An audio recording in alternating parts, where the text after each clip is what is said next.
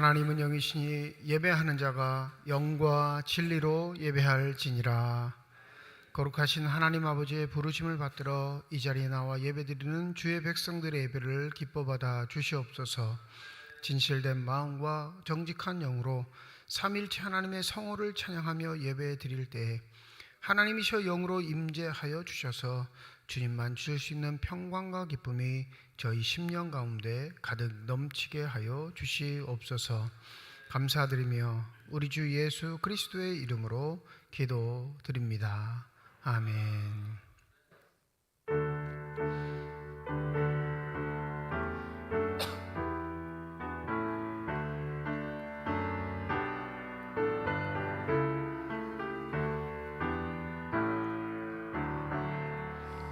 주은혜를 받으러 모인 성도 그 크신 뜻 깨닫게 하옵소서.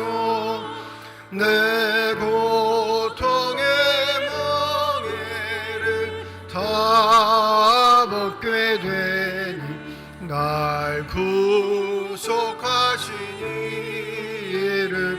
찬양하리. 주 우리를 곁에서 인도하신 그 거룩한 나라가 이루어지네. 저마디와 싸워서 늘 승리하니 큰 영광 주께 돌려 찬양하리. 주 우리의 방패와 창검 되시니 나 승리의 주님을 따릅니다. 큰 환난을 당할 때 늘 도우시니 승전가 높이 불러 찬양하리. 아멘.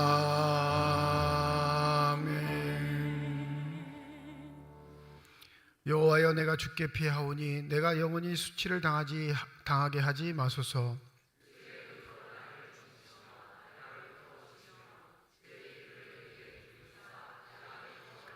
주는 내가 항상 피하여 숨을 바위가 되소서. 주께서 나를 구원하라 명령하셨으니 나의 하나님이여, 나를 악인의 손 곧 불의한 자와 흉악한 자의 장중에서 피하게 하소서.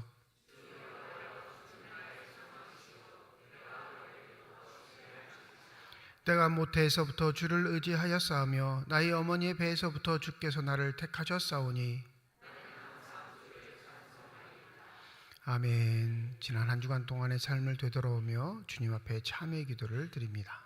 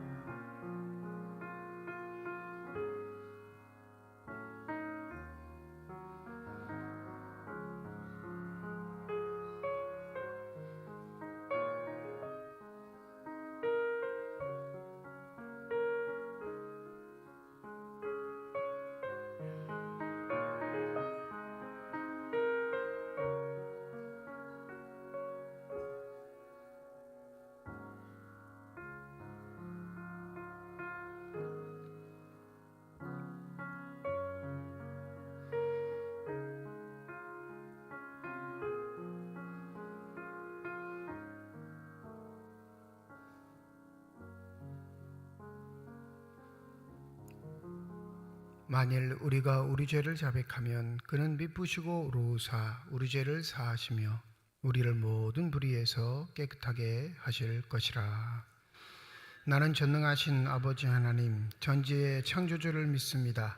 나는 그의 유일하신 아들 우리 주 예수 그리스도를 믿습니다. 그는 성령으로 잉태되어 동정녀 마리아에게서 나시고 본디오 빌라도에게 고난을 받아 십자가에 못 박혀 죽으시고 장사된 지 사흘 만에 죽은 자 가운데서 다시 살아나셨으며 하늘에 오르시어 전능하신 아버지 하나님 우편에 앉아 계시다가 거기로부터 살아있는 자와 죽은 자를 심판하러 오십니다. 나는 성령을 믿으며 거룩한 공교회와 성도의 교제와 죄를 용서받는 것과 몸의 부활과 영생을 믿습니다. 아멘.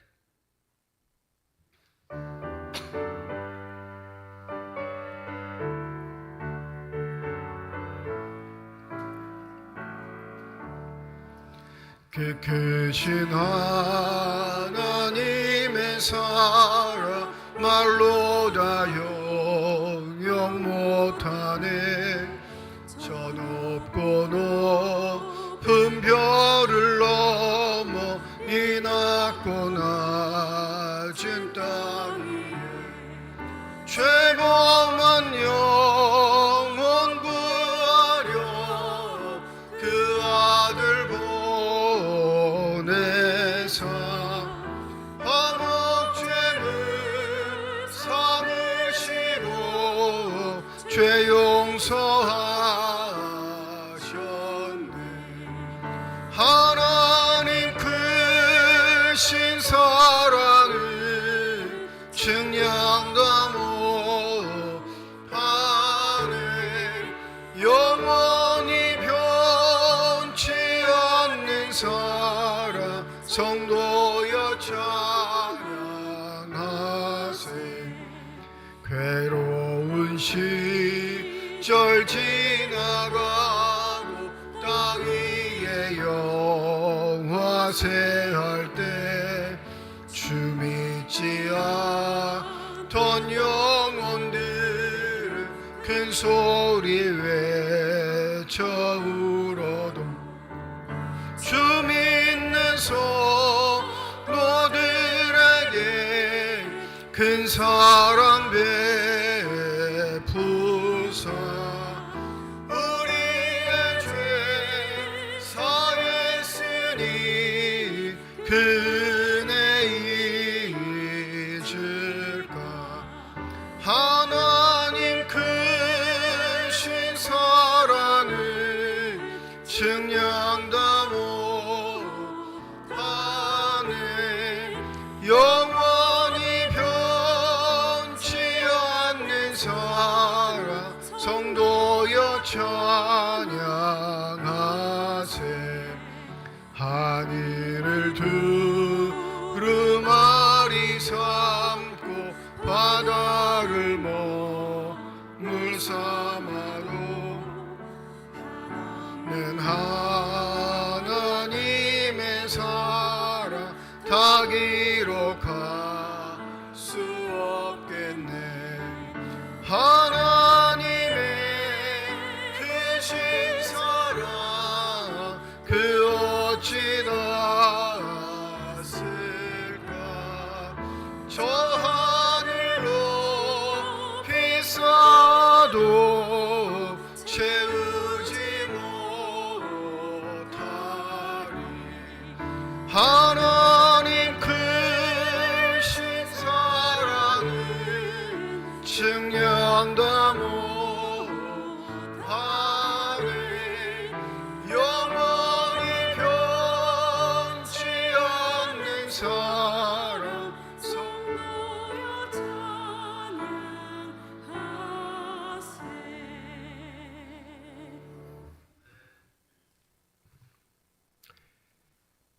전능하신 하나님 아버지, 연약하고 허물 많은 하나님의 백성들을 긍휼히 여기시어서 이 시간 거룩한 성일에 하나님의 성전에 올라 예배와 찬양과 경배할 수 있게 하시니 참으로 감사드립니다. 구별되고 선별된 저희들을 통해서 하나님께서 부르시고 하나님의 뜻대로 살기로 우리에게 말씀하셨지만 세상 속에서 그렇게 살지 못했습니다. 세상 속에서는 하나님의 뜻에 따라 살기를 원했지만 온갖 죄와 더불어 살았습니다. 용서하시는 하나님, 동이 서에서 먼 것처럼 우리의 잘못된 부분들을 용서하여 주시고 소멸시켜 주시옵소서. 하나님의 뜻과 섭리대로 이 시간 드려지는 예배 속에서 정결된 예물이 되게 하여 주시어서 오직 하나님께 드리는 온전한 예배 드릴 수 있도록 하나님 아버지 도와주시옵소서. 너희 생명이 무엇이냐? 너희는 잠깐 보이다가 없어지는 안개와 같다고 말씀하셨습니다. 연약한 우리들에게 하나님 늘 함께하여 주셔서 늘 세상 속에서 하나님을 두려워하며 경배하며 살 수 있도록 하나님 아버지 도와주시옵소서. 전능하신 하나님 아버지, 우리 교회를 살피시고 함께하여 주심을 참으로 감사드립니다. 우리 교회를 향하신 하나님의 분명한 뜻에 따라 온 성도들이 빛과 소금의 역할을 잘 감당해 나가는 교회가 되게 하여 주시옵소서. 이 세상에서 교회가 해야 될 일들을 찾게 하시고 교회 안의 모든 믿음의 공동체들이 함께 이루어 나가며 하나님 앞에 영광 돌리는 교회가 되게 하여 주시옵소서. 모든 성도들이 새 하늘과 새 땅을 바라볼 수 있게 할 수 있는 믿음을 주시옵소서. 우리에게 주어진 여건과 환경 탓하지 않게 하시고 주어진 여건 속에서 최선을 다하며 하나님 앞에 영광을 드리는 모든 교회 성도들이 될 수 있도록 하나님 아버지께서 도우시고 역사하여 주시옵소서. 오늘 또 말씀을 들으려고 성전에 올랐습니다. 말씀을 준비하는 목사님에 늘 강건하게 하여 주시옵소서. 듣는 우리들을 하여금 깨달음의 지혜와 명철을 주시고 세상에 살 때마다 큰 힘이 되게 하여 주시고 말씀 속에 하나님이 살아계심을 느끼며 이 시간 말씀을 듣는 시간이 되게 하여 주시옵소서.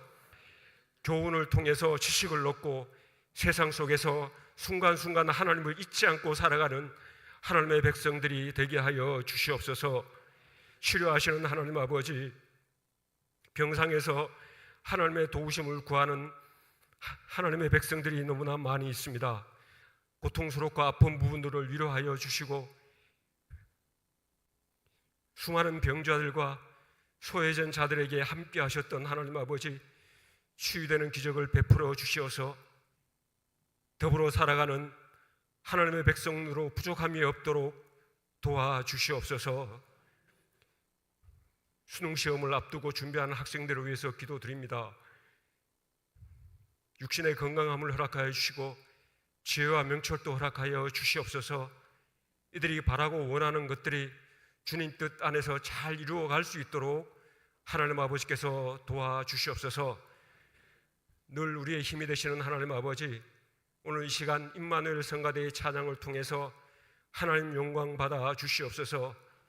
이 시간 드려지는 예배 속에 성삼위 성령께서 함께하여 주시기를 간절히 원하고 기도합니다. 이 시간 드려지는 한 시간 예배 속에 우리의 삶을 통해서 소중한 예배 시간이 되게 하여 주시고 기쁨이 있는 예배가 되게 하여 주시고 하나님 앞에 진정으로 예배드리는 소중하고 귀한 시간이 될 수 있도록 하나님 아버지 도와주시옵소서. 늘 우리와 함께 하시며 동행하시는 예수님의 이름으로 기도드리옵나이다. 아멘.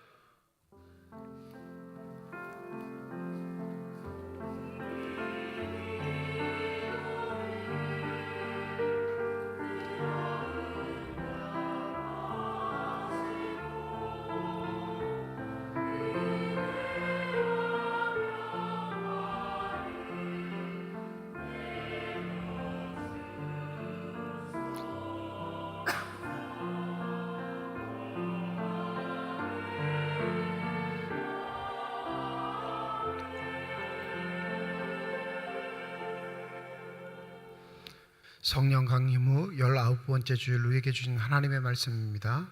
구약성경 이사야 5장 1절에서 7절 말씀, 신약성경 마태복음 21장 33절에서 46절까지의 말씀입니다. 다 함께 자리에 일어나 하나님의 말씀을 받겠습니다.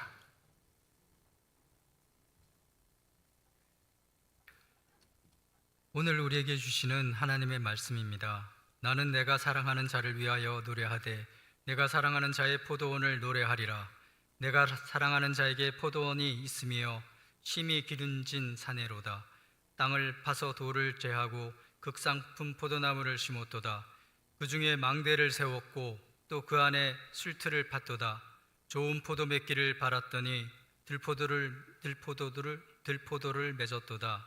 예루살렘 주민과 유다 사람들아 구하노니 이제 나와 내 포도원 사이에서 사리를 판단하라. 내가 내 포도원을 위하여 행한 것 외에 무엇을 더할 것이 있으랴. 내가 좋은 포도 맺기를 기다렸거늘 들포도를 맺었음은 어찌 됨인고. 이제 내가 내 포도원에 어떻게 행할지를 너희에게 이르리라. 내가 그 울타리를 걷어 먹힘을 당하게 하며 그 담을 헐어 짓밟히게 할 것이요 내가 그것을 황폐하게 하리니 다시는 가지를 자름이나 목을 돋우지 못하여 찔레와 가시가 날 것이며 내가 또 구름에게 명하여 그 위에 비를 내리지 못하게 하리라 하셨으니 무릇 만군의 여호와의 포도원은 이스라엘의 족속이요 그가 기뻐하시는 나무는 유다 사람이라. 그들에게 정의를 바라셨더니 도리어 포악이요 그들에게 공의를 바라셨더니 도리어 부르짖음이었도다.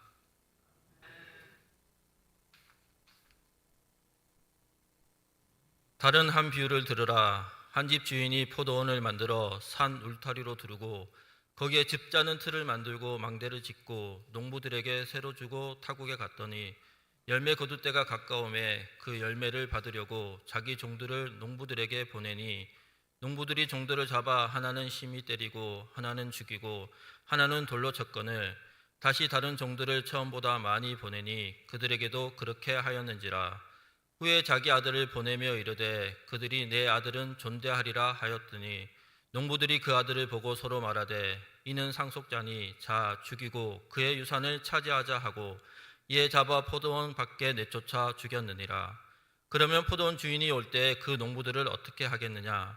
그들이 말하되 그 악한 자들을 진멸하고 포도원은 제때 열매를 받지 만한 다른 농부들에게 새로 줄지니이다. 예수께서 이르시되 너희가 성경에 건축자들이 버린 돌이 모퉁이의 머릿돌이 되었나니 이것은 주로 말미암아 된 것이요 우리 눈에 기이하도다 함을 읽어본 일이 없느냐.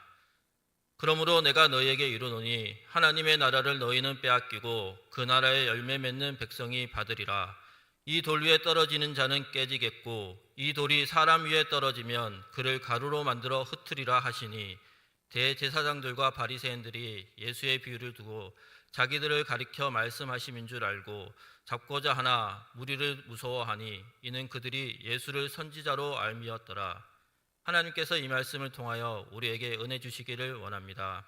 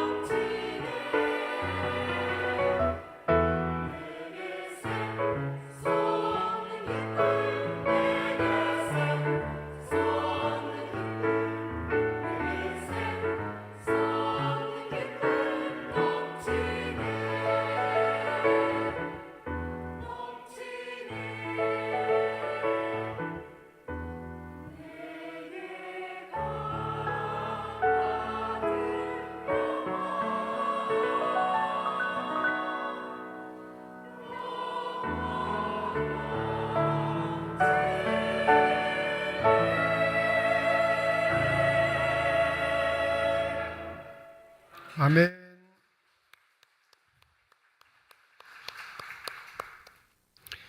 기도하겠습니다.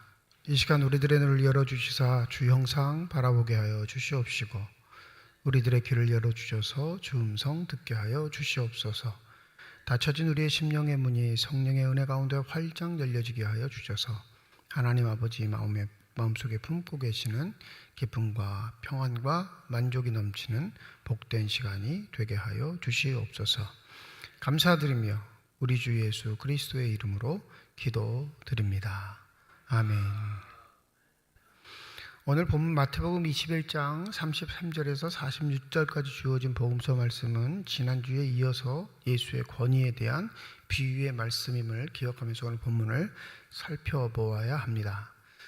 오늘 본문 이야기 잘 아시죠? 한 주인이 있는데 타국에 멀리 떠나게 됐습니다. 근데 포도원을 가지고 있는데 그 포도원을 이 품꾼들에게 맡기지 않고 소장농, 어느 정도 자유를 주어진 소장농에게 이 포도원을 맡깁니다. 소장농에게 맡겼다는 건 농법, 하여튼 자신이 할 수 있는 모든 수단과 방법을 가리지 않고 열매를 풍성하게 맺는 건 전적으로 그 농부들에게 맡긴 몫이에요. 그리고 이 농부들은 뭐만 하면 되냐면 주인이 요구할 때 그 마땅한 대가, 세라고 하죠. 요즘 말로 하면 돈을 지불하기만 하면 됩니다. 그러니까 이 소장농에 있어서는 품꾼들과 종보다, 노예보다는 굉장히 월등한 지위를 가진 자유인이라 할 수 있겠습니다. 근데 문제는 이들도 역시 주인과의 관계에 있어서는 갑이 아니라 을인 상황, 그것을 전제하고 이 비유를 읽는다면 훨씬 이해하기가 쉬울 텐데, 오늘 본문의 34절에 보면 열매를 거둘 때에 가까움에 그 열매를 받으려고 자기 종들을 농부들에게 보냈다라고 합니다. 이 주인으로서 마땅한 행사할 수 있는 권리죠.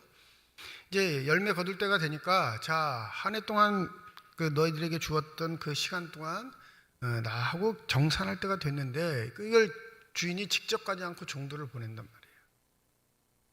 근데 이 소장농들의 태도가 굉장히 괘씸하고 의아스럽습니다.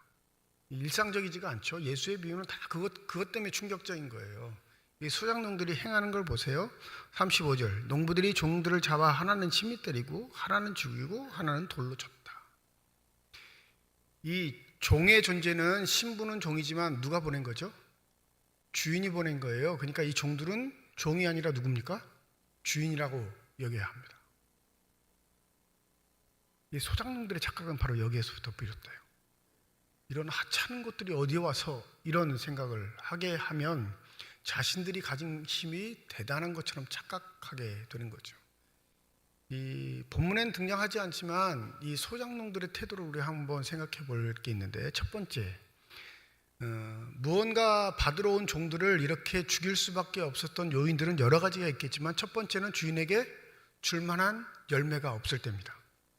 열심히는 일했는데, 아니면 그렇게 열심히 일하지 않아서 그런 결과를 있을 수 있겠지만 열매가 없을 때는 종들이 와도 무언가 줄 게 없을 수 있죠.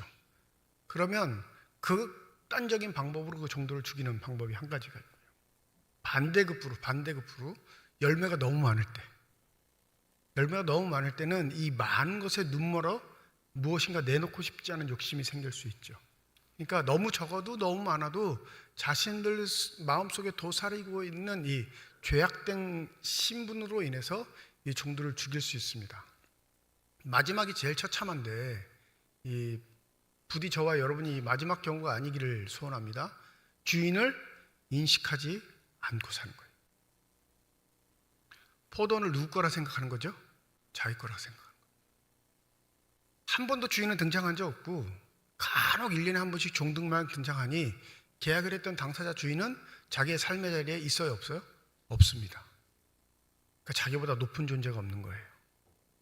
이 세 번째 경우가 바로 이 본문에 등장하는 부류들인데, 주인이 참습니다. 그래서 36절, 우리 36절 다시 한번 읽어볼까요? 시작.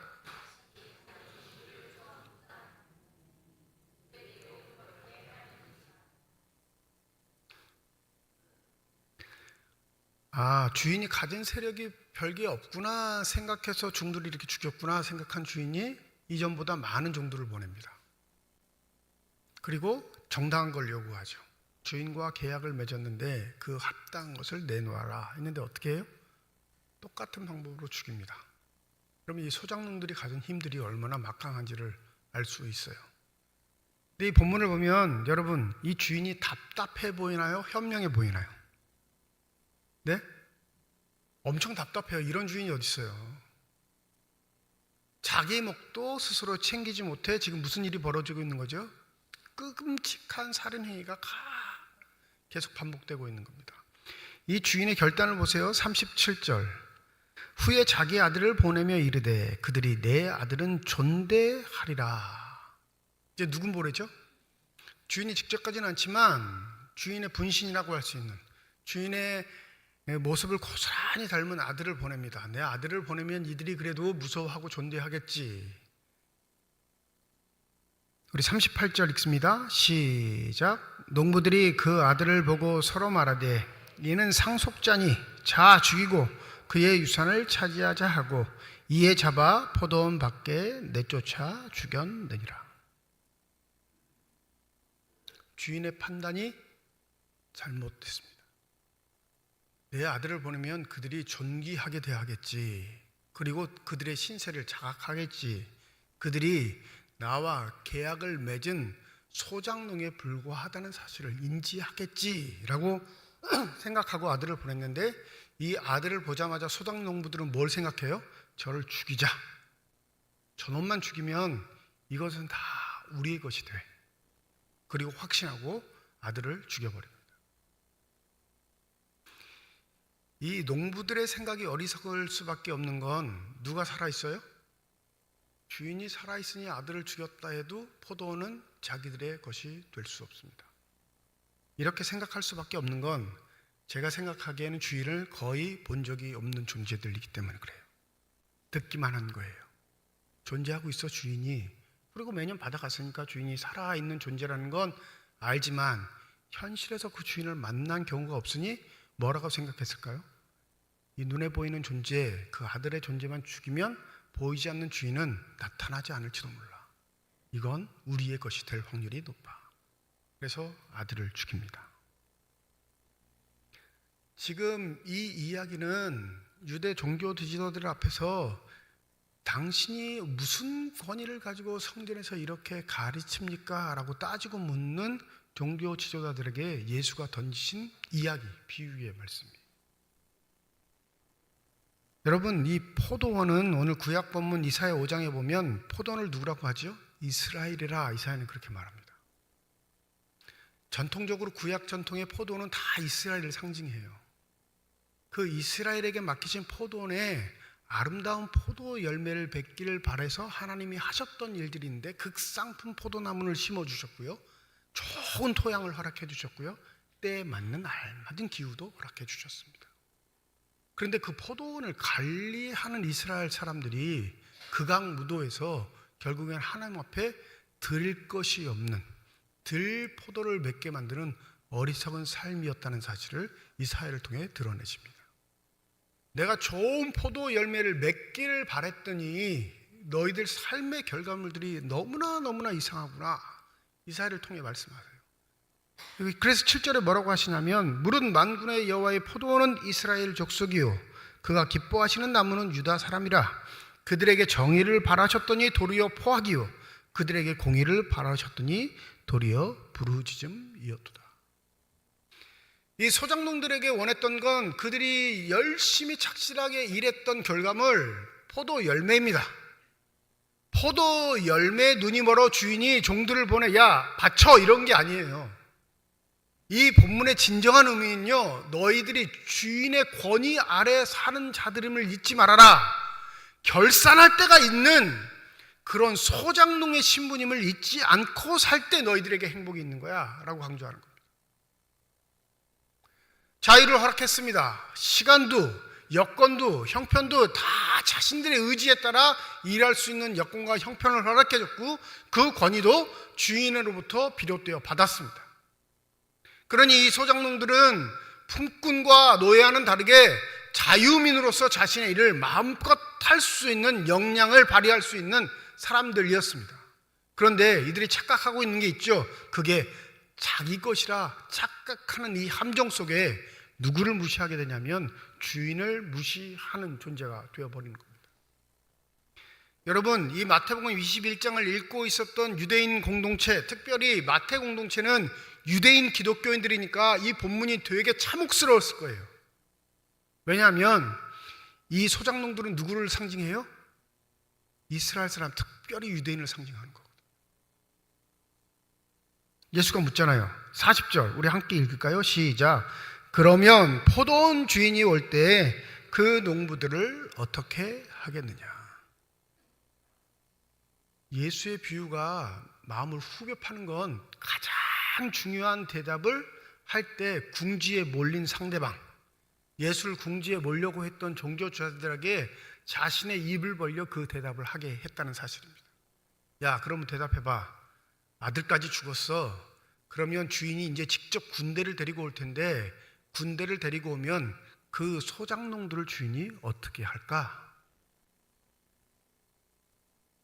지금 이 비유를 읽고 있는 21세기를 살아가는 우리들에게도 이 주인은 너무너무 답답한 존재이고 무능한 존재처럼 보여요.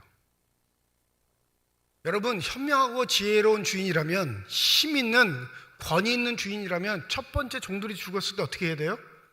이 소작농들을 징벌했어야 합니다. 우리들의 마음은 다 그래요. 이런 어리석은 주인이 어디 있어? 주인이 이렇게 지도자 노릇을 못하니까 손발이 고생하고 남들이 죽는 거지, 이렇게 판단해요. 여러분, 이 주인은 누구시죠? 하나님이세요.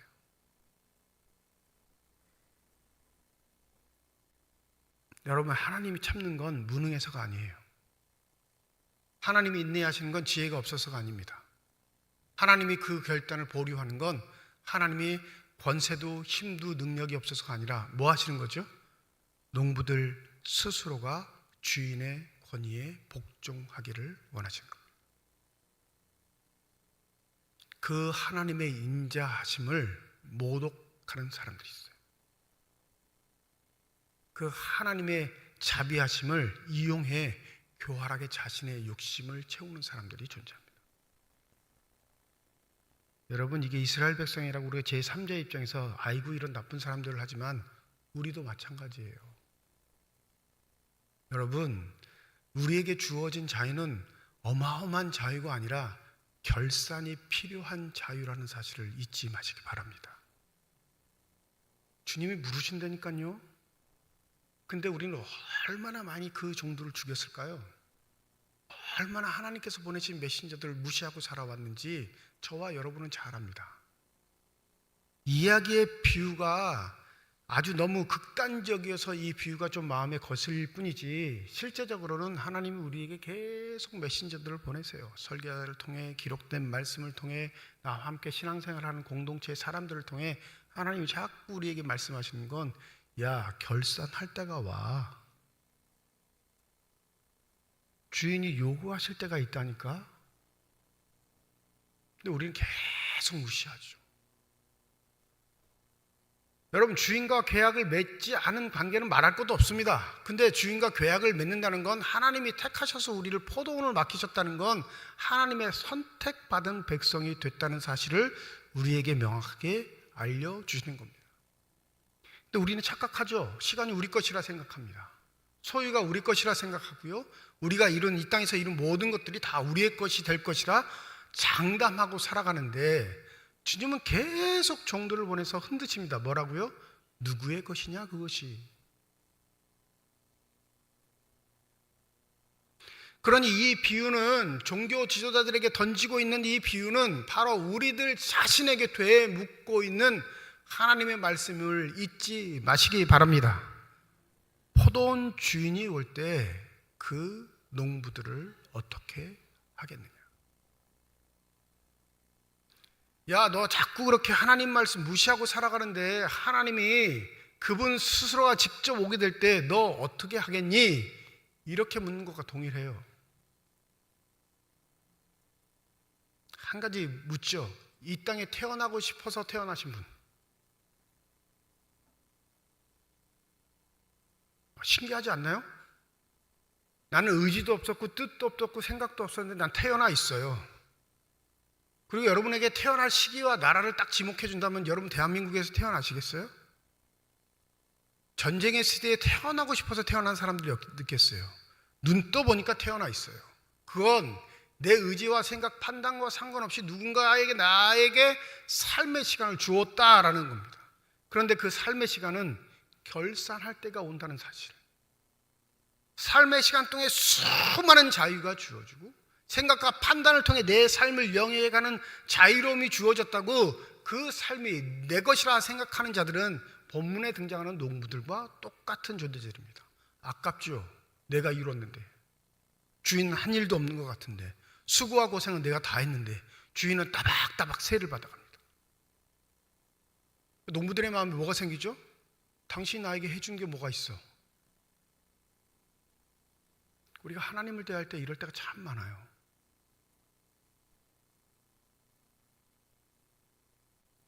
지난 주간인데 집사람이 갑자기 이 비유의 이야기를 저한테 먼저 던졌어요. 오늘 설교 본문인지 전혀 몰랐을 거예요. 근데 뜬금없이 한다는 소리가 그 농부들은 참 어리석지 않아요? 이렇게 물어봐요. 굉장히 상식적인 이야기인데 그 질문 자체가 저한테 울림이 좀 있었어요. 여러분, 이 본문을 읽으면 농부들이 어리석습니까? 어리석지 않습니까? 어리석은데 자신들은 어리석다 생각하지 않아요. 지혜롭다 생각합니다. 너무너무 지혜로워서 기발한 아이디어가 떠올라 이제 모든 것이 내 것이 되었다 착각하고 살아가는 존재들입니다. 시편 14편 1절에 이런 말씀이 있죠. 어리석은 자는 그 마음에 이르기를 하나님이 없다 하는도다. 그들은 부패하고 그 행실이 가증하니 선을 행하는 자가 없도다. 여호와께서 하늘에서 인생을 굽어 살피사 지각이 있어 하나님을 찾는 자가 있는가 보려 하신지역 다 치우쳐 함께 더러운 자가 되고 선을 행하는 자가 없으니 하나도 없도다. 악은요, 기발한 생각이 떠오르면 어떻게 되냐면 전염성이 있어서 동조자들을 모아요. 공범들. 야, 들어봐. 저기 주인의 아들이라고 오는데 저놈을 죽이면 이게 다 우리께 듣지 않겠니? 분명히 한 사람이 생각을 발설했을 거예요. 그러니 그 생각이 그럴듯하게 들리거든요. 무엇 때문에? 욕심 때문에. 야, 포도원이 우리 거? 저만 죽이면 정말 우리 게 돼? 그래서 서로 마음을 합해서 그 아들을 죽이려고 결단을 내리고 아들을 죽입니다. 어리석은 생각이 떠오르는 자에게 가장 본질적인 특징은 그 삶에 뭐가 사라지냐면 주인이 딱 사라집니다. 이 세상에 주인은 없어. 내가 주인이야. 내 삶의 주인은 없어. 내가 주인이야. 내 삶을 내가 결정하는 거지 그 누구도 결정해 줄 수 없어. 내가 주인이야. 세상의 인본주의 사고는 자꾸 나에게 이걸 주입시킵니다. 당신은 자유로운 존재입니다. 행복한 존재입니다. 자신의 삶을 당신 스스로가 영위할 수 있는 권리와 자유가 있습니다. 그러니 누구에도 얽매이지 말고 자유롭게 사십시오. 어리석은 이 이야기들을 귀에 쏠깃하고 듣는 사람들은 다 그 삶에 뭘 지워버리냐면 주인의 존재를 지워버립니다. 왜요? 주인은 한 번도 자신 앞에 등장한 적이 없거든요. 역사적으로 실제적으로 예수는 이 땅에 등장하셨던 하나님의 아들이셨고 하나님이셨습니다. 그를 죽이면 보이지 않는 하나님이시기에 자신의 삶의 주인은 자기가 된다고 생각하는 게 인류의 역사였습니다. 예수는 물으시죠. 주인이 올 때 너희들을 어떻게 하겠느냐 물으신단 말이에요. 여러분, 아직까지도 하나님이 자비하시고 너그러우시고 인애로우시다 생각하십니까? 아들이 죽은 다음의 시기는 주인에게 뭐만 남은 거죠? 심판만 남은 겁니다. 잊지 마세요. 종들을 보냈을 때 그 종을 죽였을 때 하나님은 주인은 여유를 부렸습니다. 인자하심을 나타내셨어요. 그래, 용서할게. 또 기회를 줄게. 근데 아들을 죽인 이후에는 어떤 일이 벌어지죠? 심판만 남은 겁니다. 학살만 남은 거예요.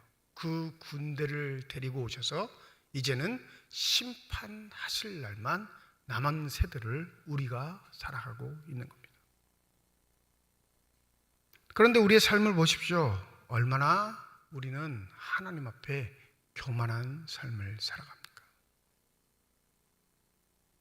얼마나 우리는 하나님 앞에 방종한 삶을 살아가냐, 이 말씀입니다. 뜻하지 않는 사고와 사건들 속에 우리에게 삶에 위협이 닥쳤을 때 여러분, 그건 좀 믿음의 기회라고 생각하시면 돼요. 왜 하나님 나에게 이런 시련을 주시지? 나 이렇게 최선을 다해서 열심히 살아왔는데 왜 하나님 나에게 이렇게 나쁜 일이 생기게 하셨지? 이렇게 하나님을 원망할 것이 아니라, 혹 내가 하나님의 존재를 망각하고 내 시간이 내 거인 양 착각하고 살아온 것은 아닌지 각성할 수 있는 계기를 삼을 때 그는 하나님의 백성으로 아름다운 열매를 맺고 사는 존재임이 드러나게 되는 겁니다. 여러분, 정말로 하나님이 우리의 삶에서 결과물들을 요구하실까요? 우리가 우리 자녀들이 각지에서 일하고 있을 때 그 일터에서 인정받는 건 그가 삶에서 결과물을 냈을 때예요. 그래야 회사에서 인정을 받죠. 그래서 승진도 하고요, 월급도 오르고. 세상은 우리에게 결과물을 요구해요. 너 뭐 할 수 있는 존재야? 뭐 할 수 있는 능력이 있지? 뭘 맡기면 어느 정도 그 일들을 해낼 수 있어? 이걸 요구해요, 세상은. 하나님도 그걸 요구하실까요? 하나님은 내가 누구를 주인으로 삼고 사느냐를 물으셔요. 믿으십니까? 우리의 삶의 주인이 하나님이시면 우리의 삶의 자리에서 열매를 맺게 해주시는 분도 누구예요? 하나님이십니다. 믿으십니까? 그래서 감사가 있는 거예요. 그래서 믿음의 고백이 있는 겁니다. 내 재능으로, 내 실력으로, 내 출중함으로 삶의 결과물을 내는 게 아니라 그걸 도우시는 하나님이 있어서 결과물이 난다는 사실을 고백하는 게 믿음의 사람들의 삶의 도리이고 태도입니다. 그런 사람들 교만하지 않아요. 연봉 많이 받으면요, 여러분 불안합니다. 그런 사람들은. 왜요? 자신의 능력이 아닌 걸 알거든요.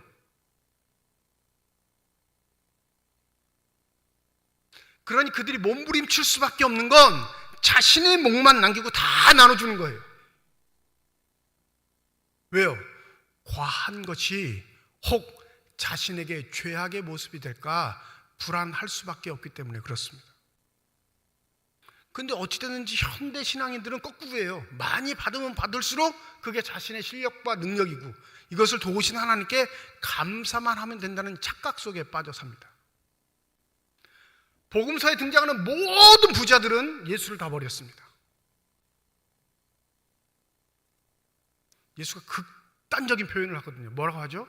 너의 소유 재산을 다 팔고 가난한 자들 들고 너는 나를 따르라. 근데 그 말이 충격이 되어서 예수를 버리고 뒤돌아섭니다. 왜 그럴까요? 그 이유가 뭘까요? 그의 삶에는 누가 주인이에요? 자기가 주인이니까요.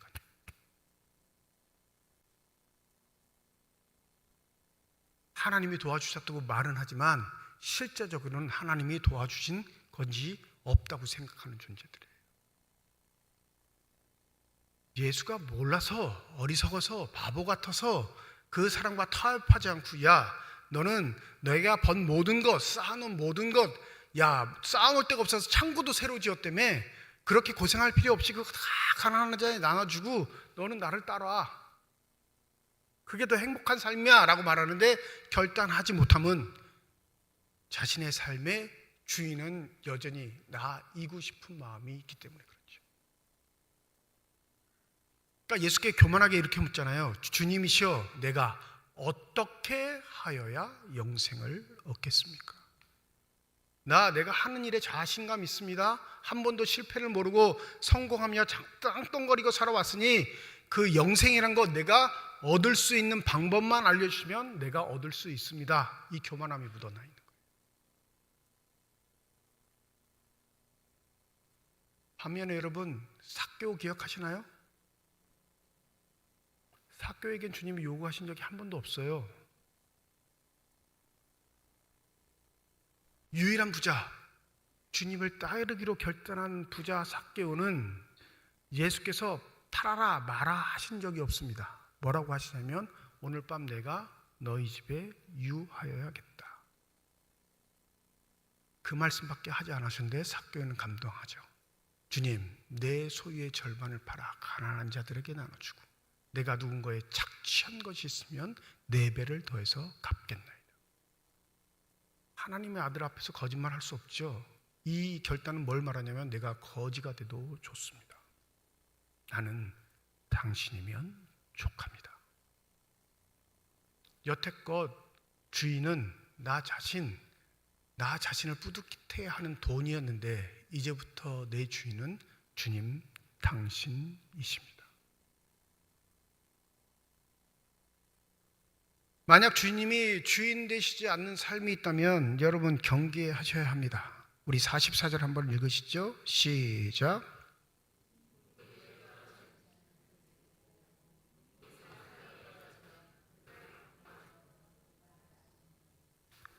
예수가 돌이라는 표현을 써서 사람들의 생각을 깨우치시는 건 이 다니엘 2장에 등장하는 돌이 있거든요. 모든 제국을 무너뜨리는 게 뭐냐면 자그마한 돌인데 이 느부갓네살이 꿈꾸었던 우상, 금, 은, 동, 철, 흙, 진흙으로 이루어진 이 큰 우상을 무너뜨린 게 뭐냐면 자그마한 돌이 꿈속에 나타나서 발을 탁 치니까 그 제국이 와르르 무너져요. 우상이. 느부갓네살이 너무너무 궁금하고 신기하니까 이 꿈을 해석하라고 합니다. 가르쳐주지도 않아요. 꿈도. 자신의 제국에 있는 점성술사를 다 불러서 어저께 내가 꿈을 말하고 그 꿈을 해석해 하는 사람이 하나도 없어요. 누가 해석할까요? 다니엘이 해석하는데 그 돌이 누구를 상징하냐면 신약에서는 예수를 상징합니다. 사람들이 이루었던 문명의 최고조 제국이라고 하는 어마어마한 존재들을 하찮은 돌 하나가 발을 딱 치니까 그 제국이 다 무너집니다. 근데 충격적인 이야기가 등장하는데 다니엘 2장 35절입니다. 우상을 친 돌은 태산을 이루어 온 세계에 가득하였다. 자그마한 돌이 그 우상을 무너뜨리니까 돌이 점점 커져서 어떻게 됐다고요? 큰 산이 됐는데 세상에 가득 찼다 이야기합니다. 너희들 보기에 하찮게 여겼던 그 돌, 건축자들이 쓸모없다 버린 그 돌이 어떻게 됐냐면 건축물의 머릿돌이 되어 건축의 중심이 되었듯이 너희들에게 보내신 예수 그리스도를 하찮게 여긴 그 자들을 하나님이 심판하시고 하나님께서 그 예수가 어떠한 존재임을 너희 눈으로 똑바로 볼 수 있도록 그 일을 이루실 것이다. 이렇게 말씀하십니다. 여러분의 삶에 있어서 주인은 누구이십니까? 그 주인이 하나님이시라면 예수처럼 사는 사명이 우리에게 주어져 있다는 사실을 잊지 마시기 바랍니다. 예수가 흔적 없이 사라진 것 아니에요. 보잘것없는 인생으로 마감한 것 아닙니다. 육신의 삶을 그렇게 맞춰서도 그를 머릿돌 되게 하신 하나님의 권세와 능력이 다시금 예수를 심판주가 되게 하셔서 우리 앞에 등장하게 해 주실 줄 믿습니다. 이 생의 삶에서 내가 가진 것, 내가 지닌 것, 자랑할 만한 것들이 있으시면 그것으로 나를 드러내면 저와 여러분은 실패한 인생입니다. 그러나 자랑할 것이 없어도, 내세울 것이 없어도, 드러낼 것이 없어도 내 삶의 주인이 하나님이시라는 것, 그 하나님의 권위를 인정하고 살아가는 삶이라면 그는 성공한 인생을 사는 삶일 것입니다. 부디 저와 여러분이 우리의 삶의 시간이 내 것인 것처럼 착각하지 않는 삶이 되기를 소원합니다.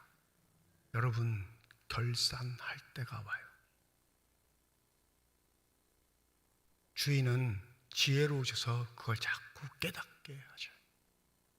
그러나 깨닫게만 하시는 주인을 무시할수록 그 주인을 우리의 삶의 자리에서 지워버리는 어리석은 삶의 행태가 있음을 잊지 마시고 부디 하나님의 자녀들로 당당하게 마땅하게 살아가셔 하나님의 은혜를 누리시며 그 권위 아래 살아갈 수 있는 저와 여러분이 되시기를 주님의 이름으로 축원드립니다. 기도하겠습니다. 그러면 포도원 주인이 올 때 그 농부들을 어떻게 하겠느냐? 이것이 과연 나에게 물어보시는 예수의 말씀이라면 나는 무엇이라 대답할 수 있겠습니까? 너의 삶의 시간과 결과물의 주인이 너는 누구이라고 생각하느냐? 주인이 있는 삶이라면 주인의 뜻대로 사는 것이 행복이고 기쁨일진데 우리의 삶의 자리에 왜 자꾸 내 자신이 주인이 되어가는지 모르겠습니다. 주 성령의 은혜를 더하여 주셔서 늘 깨우치게 하시고 늘 회개하게 하시고 부복하게 하여 주셔서 주인 앞에 종으로서 합당한 삶을 살아갈 수 있는 믿음의 사람들만 되게 하여 주시옵소서. 감사드리며 우리 주 예수 그리스도의 이름으로 기도드립니다. 아멘.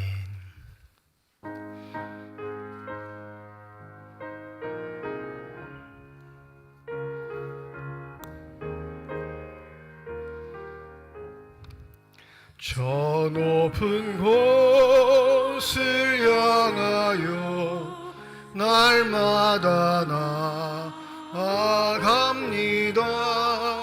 내 뜻과 정성 모아서 날마다 기도합니다.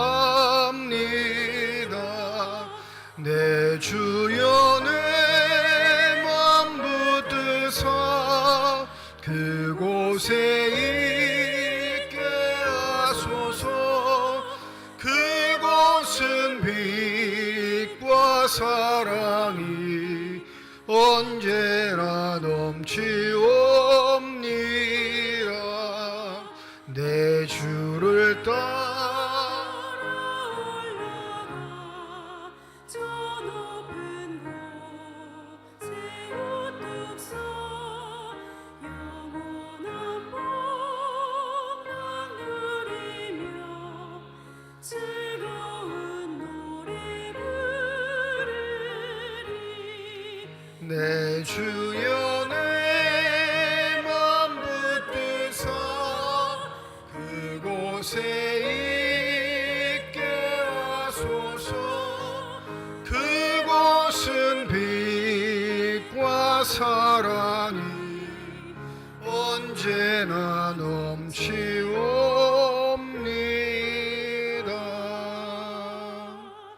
하나님 아버지 은혜와 사랑을 진심으로 감사드립니다. 거룩한 주일 주의 전에 나오게 하여 주시고 또 나와서 주 앞에 아름다운 모습으로 예배 드릴 수 있게 하심을 주 앞에 감사드립니다. 주 앞에 빈손으로 나오지 아니하고 드릴 수 있는 예물 있게 하셨사오니 이 예물 쓰여지는 곳 하나님의 사랑이 널리진 곳되게 하여 주시옵시고 하나님의 이름으로 심겨지게 할 때 30배, 60배, 100배의 결실을 통해 여전히 우리를 통해 일하고 계시는 살아계신 하나님의 권세와 능력이 나타나는 아름답고 복된 예물만이 되게 하여 주시옵소서. 예물을 드릴 때의 기도의 정을 담아 드리는 손길과 과정 주께서 기억하여 주시옵시고 하나님이시 우리의 삶에 찾아오셔서 우리와 함께하여 주시옵시고 우리의 기도에 응답하여 주셔서 살아계신 하나님이 늘 우리와 동행하심을 깨닫는 귀한 삶들이 되게 하여 주시옵소서. 때때로 우리의 삶의 자리에서 만나게 되는 사건과 사고로 인해 우리의 영혼들이 지쳐갈 때가 있습니다. 어떠한 때일지라도 믿음의 기운 잃지 않도록 성령의 은혜를 더하여 주시옵시고 우리의 도움이 필요할 때 우리의 손을 잡아 일으켜 세우심으로 우리와 함께 하시는 하나님의 은혜를 체험하며 살아갈 수 있는 복된 삶들만이 되게 하여 주시옵소서. 주의 몸된 교회를 위해 하나님의 나라를 위해 수고하고 있는 많은 일꾼들이 있습니다.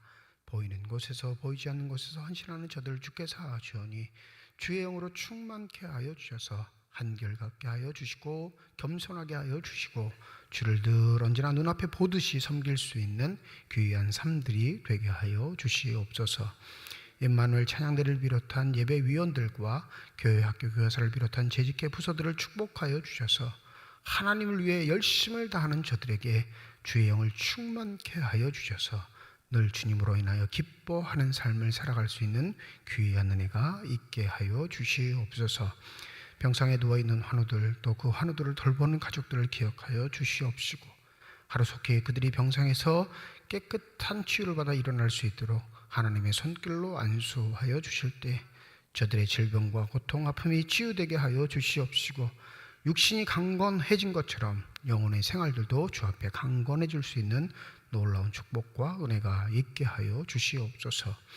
우리에게 허락하신 귀한 자녀들, 믿음의 아들, 딸들 삶의 길을 축복하여 주시되 타지에서 일하고 있는 자녀들, 공부하고 있는 자녀들, 군에 가 있는 자녀들, 해외에 있는 자녀들 기억하여 주셔서 저들의 삶의 길을 인도하시는 하나님의 뜻 받들어 아름답게 살아갈 수 있는 복된 삶들이 되게 하여 주시옵소서.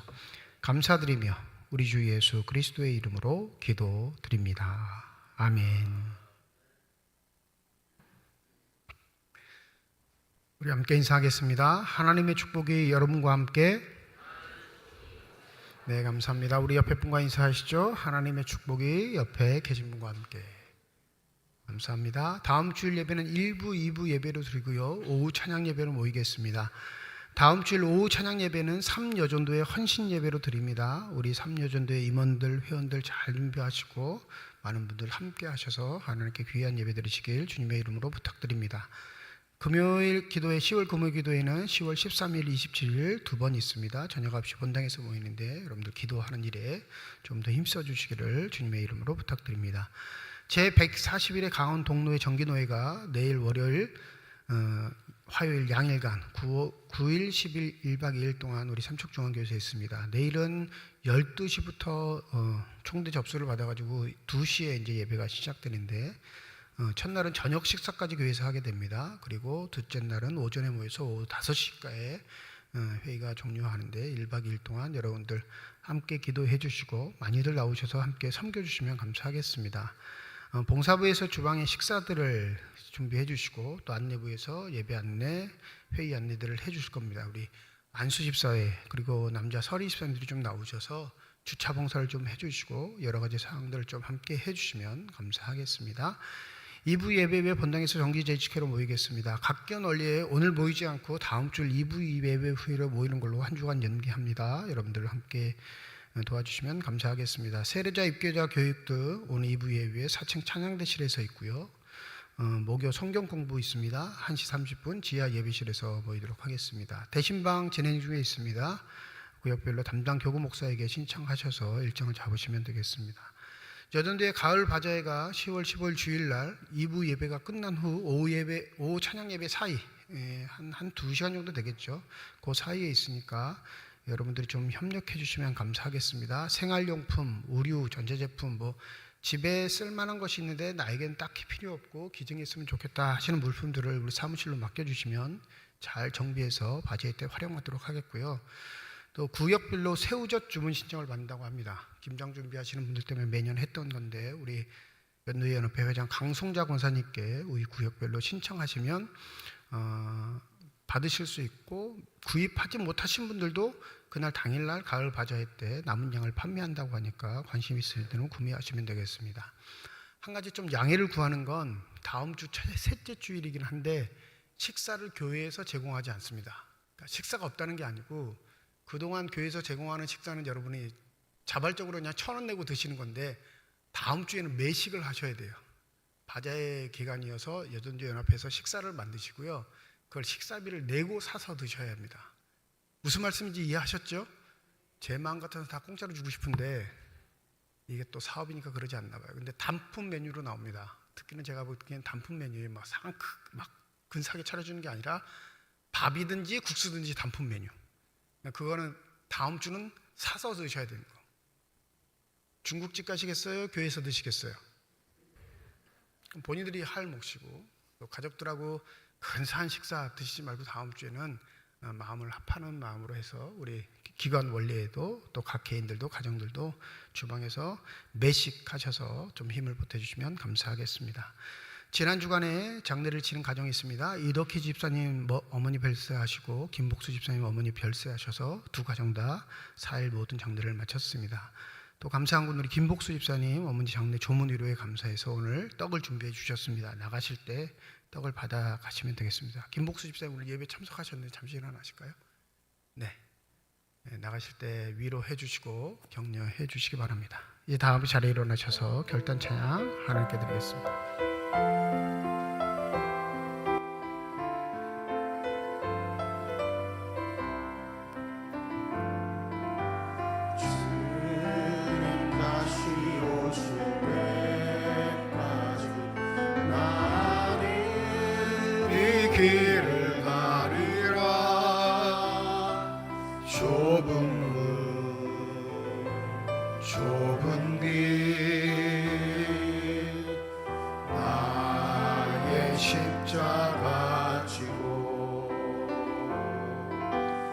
나의 가는 이 길 끝에서 나는 주님을 보리라. 영광의 내 주님 나를 맞아주시리. 주님 다시 오실 때까지 나는 일어나 달려가리라. 주의 영광 온 땅 덮을 때 나는 일어나 노래하리. 내 사모하는 주님 온 세상 구주시라. 내 사모하는 주님 영광의 왕이시라. 내 사모하는 주님 온 세상 주주시라. 내 사모하는 주님 영광의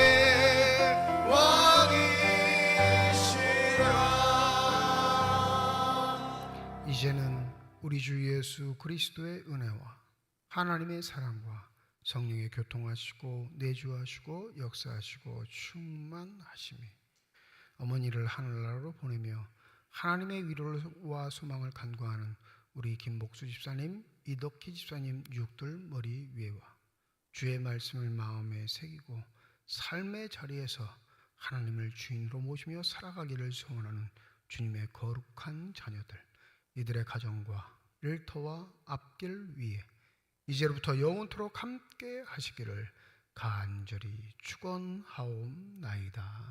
아멘.